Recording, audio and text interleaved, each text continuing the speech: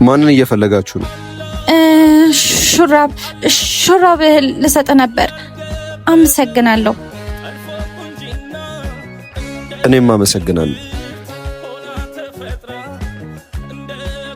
አንቺ ደነስ ሂጂ እንጂ ስልኩን ተቀበዩ።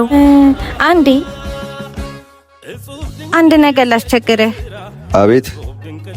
ስልክን ትሰጠኛለህ? ይቻላል። ችግር የለውም፣ ንገረኝ። በቃል ይዘዋለሁ። እንደ ጎበዝ ተማሪ አክታት አድርጊ። እጅሽን ስጪኝ።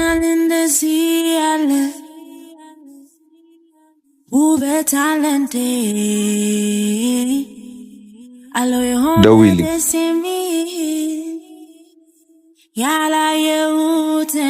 ጓደኛዬ ስልኩን እኮ ሰጠኝ እኮ ደስ አለሽ ጓደኛዬ።